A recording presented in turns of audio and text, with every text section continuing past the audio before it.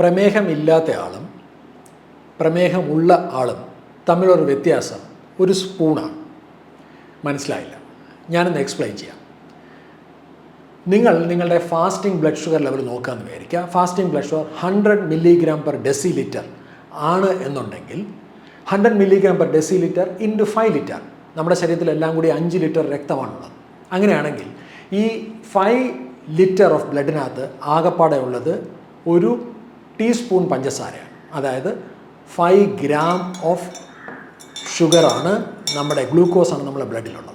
നമ്മൾ നോൺ ഡയബറ്റിക്കാണ്. പക്ഷേ നമ്മളുടെ ഫാസ്റ്റിംഗ് ബ്ലഡ് ഷുഗർ നോക്കുന്ന സമയത്ത് 200 mg/dL ആണെന്നുണ്ടെങ്കിൽ 200 mg/dL into 5 litre means 10 gram. അതായത് 2 സ്പൂൺ പഞ്ചസാരയാണ് ആ സമയത്ത് നമ്മളുടെ 5 ലിറ്റർ രക്തത്തിലുള്ളത്. അപ്പോൾ നോൺ ഡയബറ്റിക്കും ഡയബറ്റിക്കും തമ്മിലുള്ള വ്യത്യാസം ഒരു എക്സ്ട്രാ ടീസ്പൂൺ ഓഫ് ഷുഗറാണ്. ജസ്റ്റ് 5 ഗ്രാം ഓഫ് ഷുഗറാണ്. ഒന്ന് ആലോചിച്ച് നോക്കിയാൽ ഈ 5 ഗ്രാം, അതായത് ഒരു എക്സ്ട്രാ ടീസ്പൂൺ ഓഫ് ഷുഗറിനെ ഹാൻഡിൽ ചെയ്യാനായിട്ട് നമ്മുടെ ശരീരത്തിന് സാധിച്ചാൽ you become non diabetic mathematically. Biologically ഇതെങ്ങനെ സാധിക്കാൻ?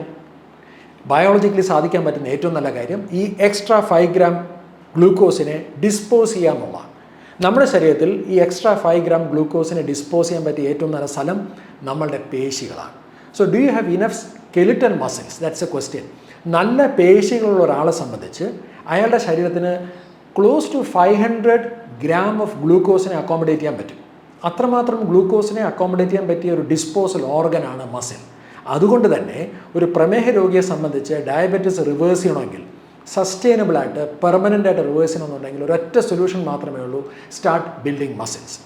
ഹാർമണി ഡയബെക്സിക് പ്രോഗ്രാമിന് അതുകൊണ്ടാണ് ഏറ്റവും കൂടുതൽ ഇമ്പോർട്ടൻസ് കൊടുക്കുന്നത്. നിലവിലെ നിങ്ങളുടെ മസിൽസിനെ അളക്കുക, ആ മസിൽസിനെ വർദ്ധിപ്പിക്കുന്ന രീതിയിലുള്ള physical activity modification, exercise modification, അതിനെ കോംപ്ലിമെൻ്റ് ചെയ്യുന്ന ഒരു ഡയറ്റും ഒരു ന്യൂട്രീഷൻ പ്രോട്ടോക്കോളും.